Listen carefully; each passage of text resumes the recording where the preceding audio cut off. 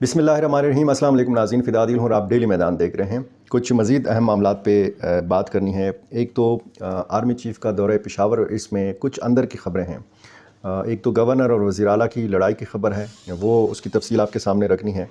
और साथ में आपको ये भी बताना है कि इस इजलास में हतमी फ़ैसला क्या हुआ है, मुज़ाकरात की करने हैं या फिर ताकत का इस्तेमाल करना है, ऑपरेशन करना है। ये तफ़सील आपके सामने रखनी है क्योंकि ये 2 दिन पहले ये मुलाकात हुई है, लेकिन इस हवाले से ज़्यादातर ISPR का जो बयान है उस पर बात हो रही है कि जी आर्मी चीफ़ ने जो कहा था कि जी सबसे पहले हमारे लिए पाकिस्तान है और उसके बाद बाकी चीज़ें हैं। लेकिन इस मुलाकात में गुड और बैड तालिबान की बात भी की गई है, वो भी आपके सामने रखनी है। और साथ साथ पंजाब में TTP के जो TTP की जो मौजूदगी है वो एक बड़ा चैलेंज बनी हुई है अस्करी इदारों के लिए। दूसरा, TTP पंजाब में अपनी जड़ें मजबूत करने की कोशिश कर रही है और साथ में बलूचिस्तान में भी। बलूचिस्तान से खबर यह है कि वहाँ पे एक काबिल ज़िक्र एक धड़े ने TTP में शमूलियत इख्तियार की है। सबसे पहले इसी मामले पे बात कर लेते हैं। पंजाब में TTP कैसे अपनी जड़ें मजबूत करें। एक तो जब आप खैबर पख्तूनख्वा के जनूबी अज़ला में देखें तो फिर जनूबी पंजाब के हिस्से भी लगते हैं और यहाँ मुख्तलिफ़ कार्रवाइयाँ पहले भी की जा चुकी हैं मियाँ वाली की हदूद में और बाकी जो शहर हैं। ऑनलाइन भर्ती की शिकायत जो हैं ये मीडिया में बाकायदा इसका ज़िक्र किया गया है। ये बताया गया है कि जी पंजाब से ऑनलाइन भर्ती कालादम तंजीमों के लिए जो इस अमल का जो ज़िम्मेदार एक नेटवर्क था वो पकड़ा गया है।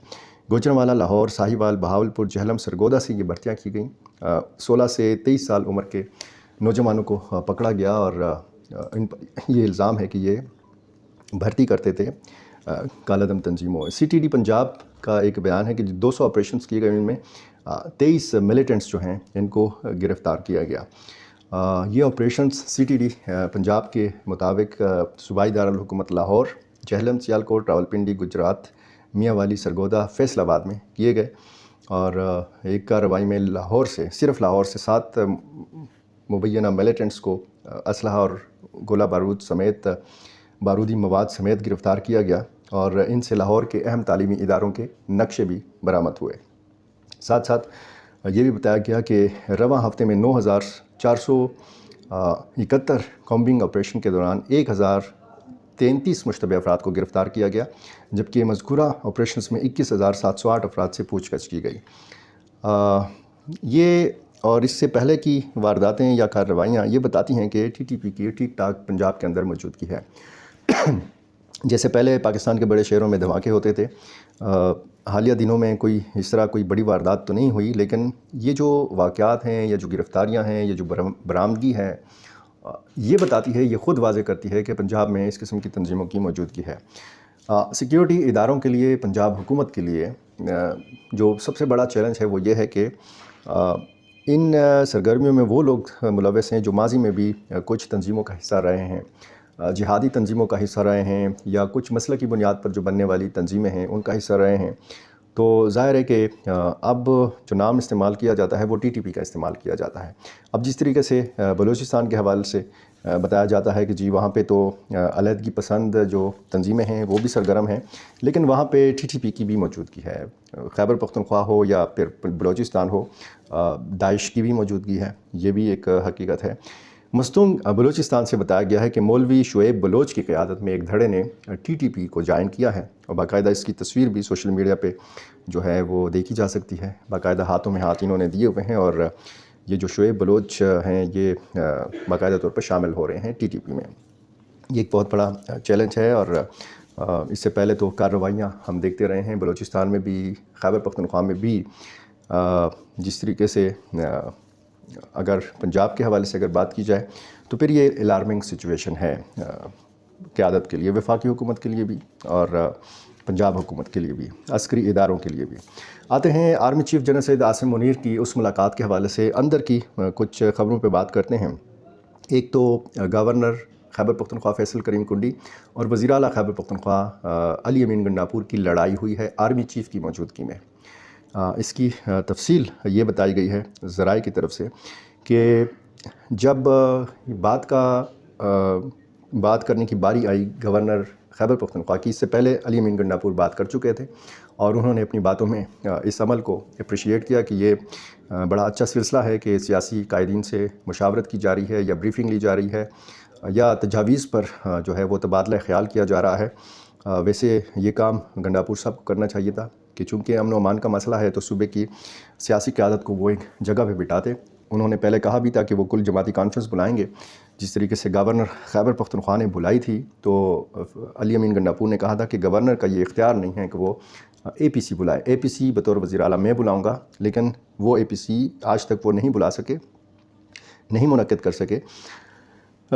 جب بات کا موقع آیا آخر میں، جب فیصل کریم کنڈی بات کر رہے تھے تو انہوں نے امن و امان کی صورتحال پر تفصیل سے روشنی ڈالی، جنوبی اضلاع کا ذکر کیا۔ ظاہر ہے کہ اس میں پھر جس طریقے سے وہ باہر بات کرتے ہیں صوبائی حکومت پر بھی تنقید کی، اور انہوں نے کہا کہ 500 ارب روپے سے زیادہ وفاقی حکومت دہشت گردی کے خلاف جنگ کی مد میں خیبر پختونخوا کو ادا کر چکی ہے۔ تو اس پر فوری طور پر علی امین گنڈاپور نے فیصل کریم کنڈی کو ٹوکا اور انہوں نے کہا کہ آپ غلط بیانی کر رہے ہیں، ہمیں اس طرح کی رقم نہیں ملی۔ تو گورنر نے بھی ظاہر ہے کہ یہ کہا کہ میں اپنی بات کر رہا ہوں، جب میری بات مکمل ہو جائے کوئی طریقہ ہوتا ہے، اور طریقہ یہ ہے کہ جب میری بات مکمل ہو جائے تو آپ نے اگر تردید کرنی ہے میری بات کی تو آپ کر لیں، اپنی بات رکھیں۔ تو اس پر تلخ جملوں کا تبادلہ ہوا اور علی امین گنڈاپور نے اپنی روایتی انداز میں فیصل کریم کنڈی کو کہا کہ تم چیز کیا ہو، تو اس کے بعد وہ فوراً اٹھ کے جانے لگے۔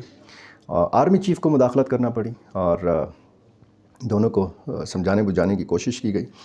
اس دوران پرویز خٹک نے بھی شاید یہ کہا ذرائع کے مطابق کہ بطور وزیر اعلیٰ تو میں نے بھی یہاں پہ اتنا عرصہ گزارا ہے، وزیر اعلیٰ کا اپنا ایک اس عہدے کا ایک وقار ہوتا ہے، اس کا کچھ تقاضا ہوتا ہے، کچھ تقاضے ہوتے ہیں، تو اس طرح کا رویہ علی امین گنڈاپور کو نہیں اختیار کرنا چاہیے تھا۔ بہرحال یہ لڑائی بھی اس میٹنگ کا حصہ تھی، انتہائی اہم ملاقات تھی، اور اس ملاقات کا بنیادی جو مقصد تھا وہ یہ تھا کہ سیاسی حمایت حاصل کی جائے یا پھر سیاسی جماعتوں کو اعتماد میں لیا جائے۔ کس حوالے سے؟ ٹی ٹی پی کے معاملے پر۔ اب ٹی ٹی پی کا معاملہ جو ہے، ظاہر ہے کہ کارروائیاں پاکستان کے اندر ہو رہی ہیں، لیکن اس ملاقات میں زیادہ تر بات جو ہوئی وہ پاکستان اور افغانستان کے بیچ کے جو معاملات ہیں ان پر ہوئی، اور بیچ کا معاملہ بنیادی نقطہ جو ہے اختلاف کا وہ ٹی ٹی پی ہے۔ معاف کیجیے گا۔ اس ملاقات میں یہ طے پایا ہے، یہ اتفاق ہوا ہے کہ افغان حکومت کے ساتھ بات چیت کی جائے۔ اس سے پہلے عسکری قیادت، سیاسی قیادت واضح کر چکی ہے کہ آئندہ ٹی ٹی پی کے ساتھ کوئی مذاکرات نہیں ہوں گے، لیکن اب اس میں اس بات پر اتفاق کیا گیا ہے کہ افغان حکومت کے ساتھ بات چیت کے ذریعے مسائل جو ہیں یہ حل کی جائیں۔ پشاور کا یہ ایک بڑا فیصلہ اس کو قرار دیا جا سکتا ہے۔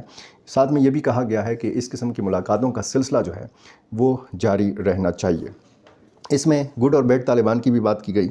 عسکری قیادت کی طرف سے کہا گیا کہ یہ جو گڈ اور بیڈ طالبان کی اصطلاح ہے یہ سیاستدانوں نے ایجاد کی ہے، اور اس میں جو 3D ایک پالیسی یا حکمت عملی دی تھی کہ آپ نے ڈائلاگ بھی کرنا ہے، ساتھ میں ڈیولپمنٹ بھی کرنا ہے، ساتھ میں آپ نے قلع کامہ بھی کرنا ہے، تو اس کی وجہ سے پھر گڈ اور بیڈ طالبان کی اصطلاح جو ہے یہ وجود میں آئی۔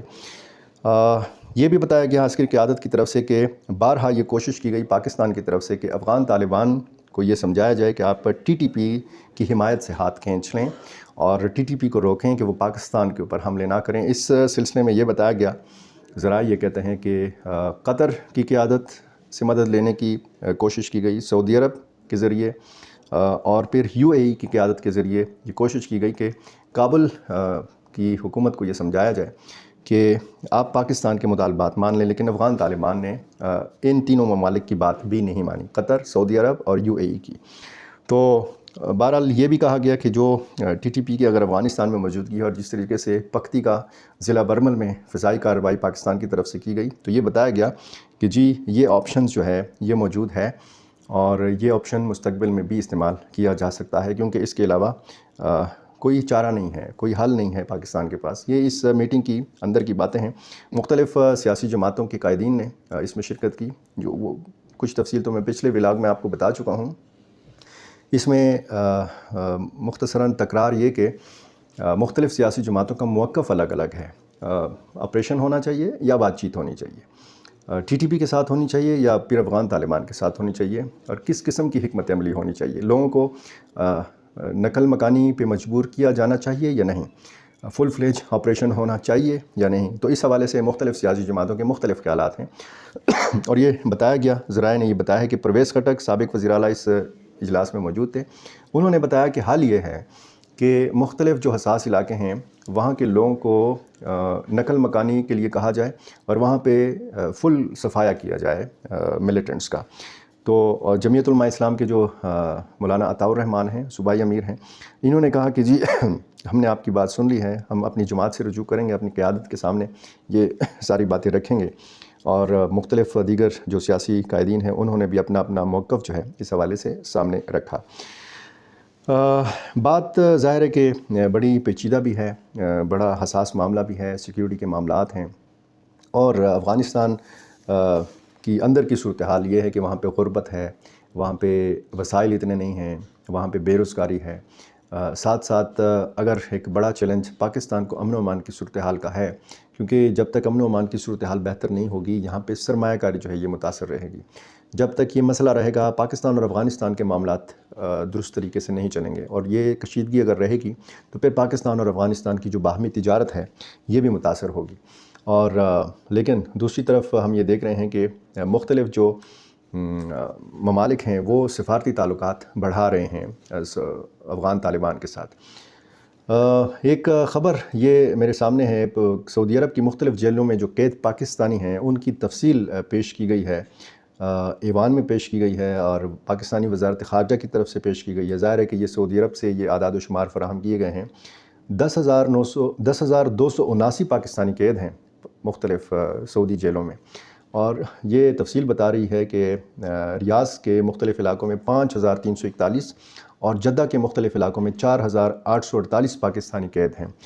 پچھلے 3 برسوں میں سعودی جیلوں میں قید صرف 253 پاکستانیوں کو مخیر حضرات کے تعاون سے رہائی دلائی گئی. یہ مختلف جو جرائم ہیں ان میں قید ہیں.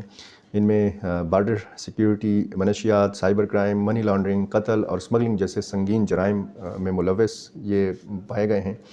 اور دستاویز میں یہ بتایا گیا ہے کہ 400 پاکستانیوں کو ملک واپس منتقل کرنے کے لیے تفصیلات کا سعودی حکام کے ساتھ تبادلہ کیا گیا ہے.